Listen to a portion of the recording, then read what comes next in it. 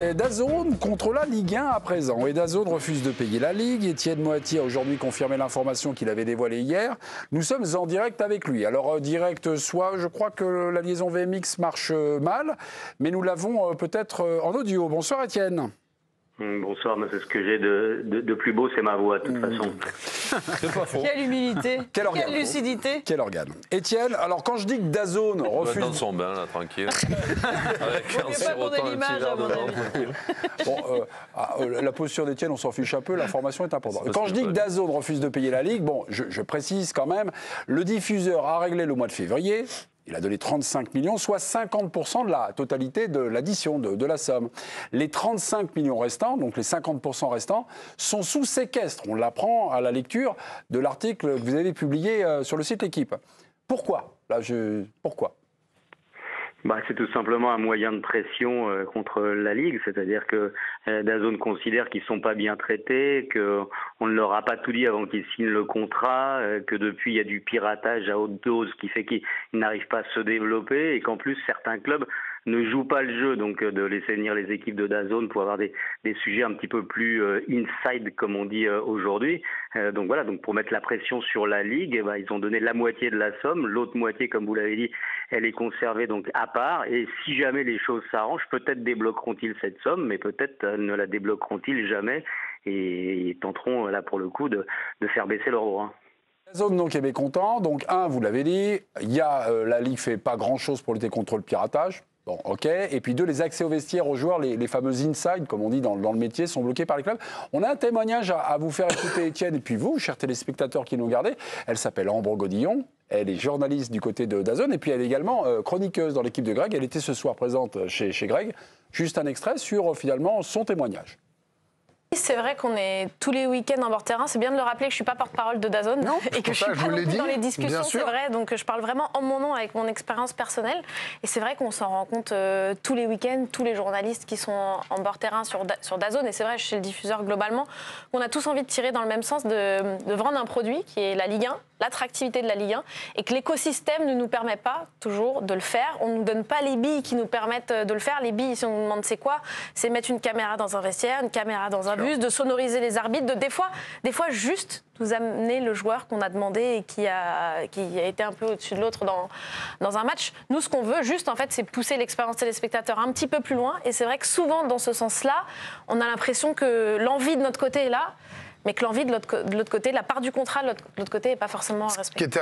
Voilà, plainte de DAZN et puis un témoignage d'Ambre Godillon, mais qui n'est pas le seul, puisqu'hier, quand on a découvert l'information d'Étienne Moati, on a passé quelques coups de téléphone du côté des journalistes de DAZN qui nous ont confirmé finalement que les vestiaires étaient souvent, on va dire, un peu fermés. Moi, je vous pose la question, les présidents, ils ont un double langage ou pas ? Parce que je me souviens de quelques phrases, quelques punchlines. Le président de Reims, j'entendais Jean-Pierre Caillot, voilà, la télé n'a pas passé fini. Ici même, on avait reçu le président de Nice, il faut ouvrir, il faut se réinventer, Et là, le témoignage sur le terrain, c'est un peu, voilà, ou voire jamais. Alors, je prends la parole 2 secondes parce que j'ai travaillé 3 ans pour l'ancien diffuseur, qui était Prime. Et j'entends tout à fait ce que dit Ambre, on en parle souvent. Alors, j'ai du mal à comprendre le virage qui a eu lieu, parce que pendant 3 ans avec Prime, je peux vous garantir qu'on a eu accès à tout. Alors, est-ce que les clubs préféraient le traitement médiatique ou comment vous dites éditorial de Prime, je n'en sais rien. En tout cas, ce dont je peux témoigner ici, c'est que moi, en 3 ans, qu'est-ce que t'appelles à tout toutes les semaines, dans le vestiaire quand même. Non, dans le vestiaire, c'est fini depuis très Les longtemps. joueurs du PSG invités de Prime. On a eu des joueurs toutes les semaines, des joueurs invités. On allait faire des interviews de joueurs de PSG. Personnellement, toutes les semaines, quasiment, j'ai dans un club en France faire une interview d'un joueur. J'avais accès au vestiaire, j'avais accès au camp d'entraînement. J'avais accès à tout, que ce soit moi, Benoît Chéroux, tous. Donc pendant 3 ans, toutes les semaines, on allait faire un sujet inside ailleurs.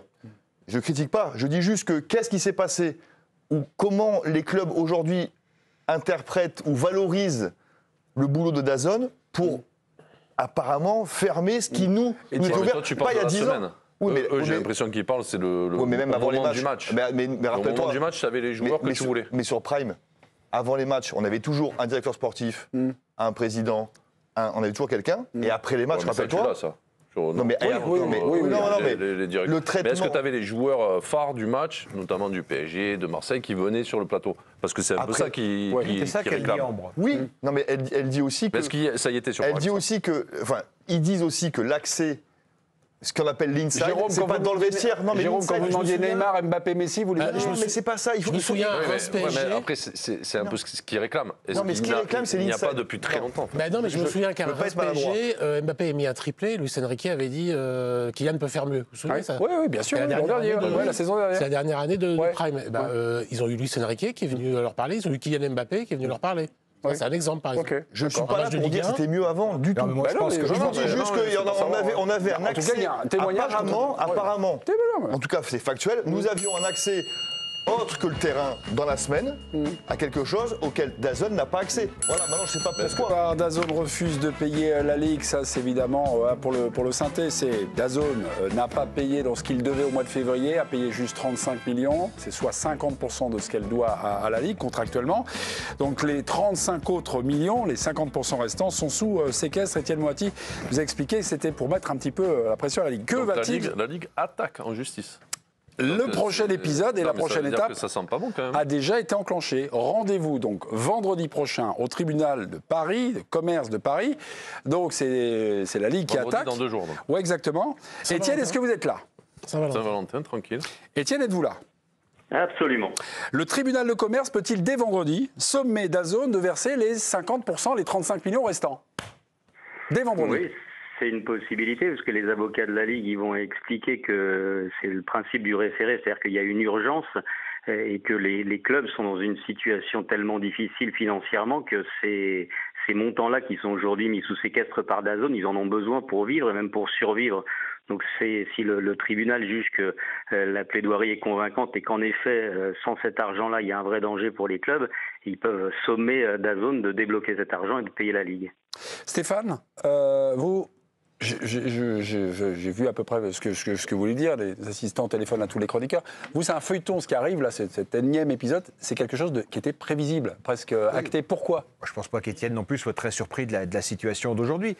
Moi, je pense que le problème de fond, c'est pas de savoir si un tel ou un tel répond aux intervieweurs de DAZN. Le problème de fond, c'est qu'ils ont acheté 300 millions d'euros un produit qui a été immédiatement dévalorisé par celui qui le vendait. Et qui est plombé, c'est-à-dire qu'ils vont faire maximum, si les chiffres qu'on nous annonce sont bons, c'est-à-dire 500 000 spectateurs, 500 000 abonnés, ils vont faire maximum 150 millions de recettes, et encore, sur la première saison, donc ils vont perdre 150 millions d'euros, puis ils reperdront encore l'année prochaine autant, etc. Donc ils savent qu'ils sont engagés dans une course sans profit, en tout cas, ou à perte. Sans profit, voilà, sans profit. C'est ça le problème. Et c'est ce qui est très inquiétant dans cette affaire, c'est la dévalorisation du foot français qui a été engagé par Vincent Labrune. Étienne, vous êtes toujours très très bien renseigné. Quand vous nous dites que DAZN espère un rabais, est-ce que, voilà, on commence un peu à faire les comptes de manière un peu empirique avec Stéphane sur le plateau.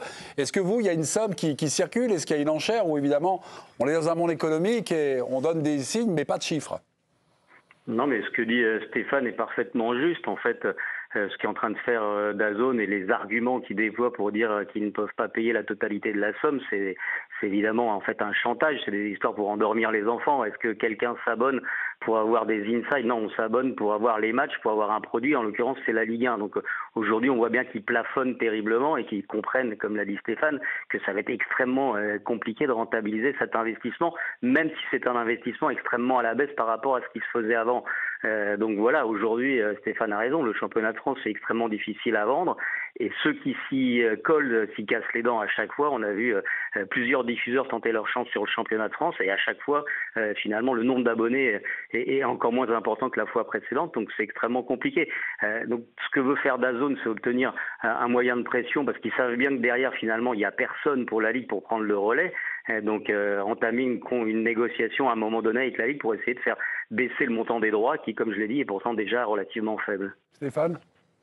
Non, ce qu'il faut comprendre, c'est que la référence du football français, c'est les 600 millions d'euros mis par canal. Ouais. Mais ce n'était pas la valeur du produit. C'est tout, le débat est biaisé depuis ce jour-là. Ce n'est pas la valeur de la Ligue 1 qui était 600 millions, c'était la valeur de l'exclusivité et la disparition d'un concurrent. Et depuis, on tourne autour de ça. Et tous ceux qui y vont échouent. Et en plus, le modèle de Canal faisait que les passionnés de cinéma payaient pour les amoureux du sport, qui payaient pour les amoureux des séries, etc. C'était un cercle vertueux qui, là, n'existe pas. C'est-à-dire qu'une chaîne de télé comme DAZN, c'est foot.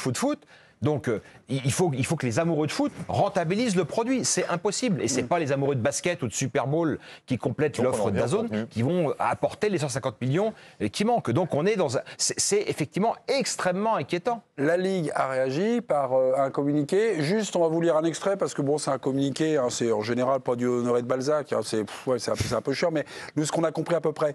Étienne, vous êtes là. Écoutez, la LFP a notamment décidé de saisir le juge des référés afin d'obtenir en urgence la condamnation de DAZN. Ok, ça on a compris que ça sera vendredi, tribunal de commerce. En espérant, et c'est la fin qui est intéressante, en espérant une issue amiable à ce que ce différend qu'elle espère, on va dire, temporaire. Pour vous, aujourd'hui, Étienne, vous qui êtes vraiment au cœur du réacteur, il n'y a pas de divorce? Il y a une bisbille ou non? Il y a un divorce entre le diffuseur et la Ligue? Il n'y a pas un divorce complet parce que j'ai l'impression que la stratégie de DAZN, comme je le disais, c'est pas de rompre le contrat avec la Ligue, avec la Ligue 1, c'est de tenter de le poursuivre, mais à moindre coût.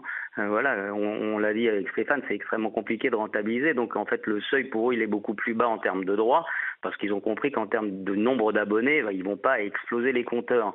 Voilà, moi j'ai l'impression que de toute façon pour la Ligue immédiatement il n'y a pas de solution alternative. Elle a songé à un moment donné avant de confier ses droits à DAZN à lancer sa propre plateforme en association avec Discovery. Il y aurait eu aussi une plateforme avec des films, des séries et le football français, on va dire dans son intégralité.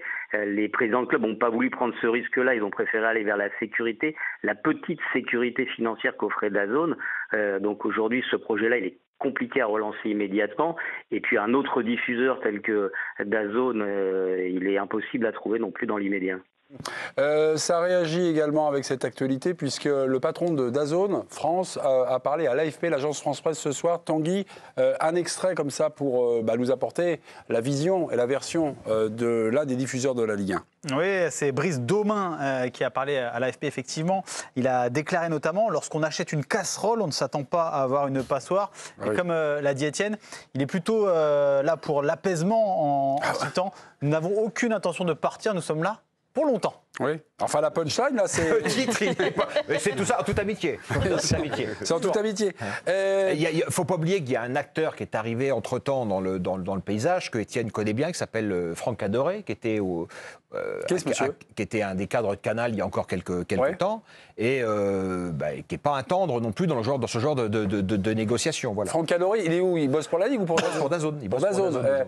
Il est chargé du déploiement commercial de DAZN, et il sait plutôt compter, il sait parce qu'il a tout le vécu de Canal derrière lui et d'SFR où il était auparavant, de ce que sont les droits du sport et de la façon de les valoriser, Étienne, de les rentabiliser surtout. Étienne, quand vous dites que DAZN ne veut pas quitter la Ligue 1 et veut simplement un rabais, moi ça me rappelle d'anciens souvenirs, et c'est Mediapro. Mediapro, Ramiro Ruiz, qui lui clamait, je crois que je l'ai lu sous votre plume ou dans le journal, il dit qu'il ne voulait pas quitter, il voulait aussi un rabais parce qu'il y avait le Covid, parce qu'en fait il les avait achetés trop cher et tout ça. Est-ce qu'on suit exactement la même trajectoire là? Pour moi, pas complètement, parce que DAZN aujourd'hui a de nombreux droits dans de nombreux pays européens, et ils viennent aujourd'hui de recevoir donc une somme extrêmement importante des Saoudiens, donc pour renforcer leur capital. Ils ont signé aussi un accord avec la FIFA. Ils vont distribuer la Coupe du Monde des clubs dans tous les pays du monde cet été. Donc on a plutôt le sentiment que c'est une plateforme qui est en train de s'installer, qui a eu beaucoup de dettes, qui commence à avoir des moyens plus importants aujourd'hui, et qu'elle a simplement l'intention de perdre moins d'argent. Mais de mon point de vue, aujourd'hui, ils ne sont pas dans l'idée de rompre leur contrat et de partir. D'ailleurs, il faut souligner que de ce point de vue-là, la Ligue, qui a appris un peu de l'épisode Mediapro, a obtenu des garanties financières auprès de DAZN qui n'étaient pas du tout celles qu'elle avait avec Mediapro. On l'a vu, où elle a été obligée donc de battre en retraite et d'abandonner le contrat. Non, avec DAZN, il y a des garanties financières. Il y a une maison mère donc qui a des moyens. Donc il est possible aussi d'aller chercher l'argent. J'ai l'impression qu'on rentre dans une grande partie de poker menteur où chacun va essayer de défendre son boudin. Mais comme je disais tout à l'heure, la Ligue n'a pas de solution et je pense que DAZN a envie de rester. Dominique, vous vivez ce feuilleton de manière très affective, c'est le feuilleton de tous, c'est le championnat de France, et vous nous dites, en fait, c'est peut-être la fin des clubs du foot français, là, c'est le dernier truc, Covid, faillite Mediapro, et là... c'est ce qui s'était dit en début de saison avec cette somme au rabais, déjà, qui était loin non pas des promesses, mais de ce que le football français touchait depuis toujours. Il y a 9 clubs sur 18 qui sont identifiés comme possiblement en faillite très prochainement, quoi. Ça peut arriver très très très vite. Donc ne peuvent tenir aujourd'hui que les clubs qui se sont adossés à une puissance étrangère ou à des fonds de pension. Par exemple, Rennes qui a M. Pinot. Donc oui, voilà. Rennes ne va pas sombrer. Je fais les comptes là. Rennes. Rennes, ça va. PSG, ça va. PSG, ça va. Nice. Marseille, ça va. Nice. Ça va quand même. Ça va, oui. Monaco. Lyon. Ça va. Lyon, ça va. Lyon, ça va. Lyon, tous les points d'interrogation. Ils sont en Ligue 2. Ça va, à chaque fois, ça va, point d'interrogation quand même, pour tous.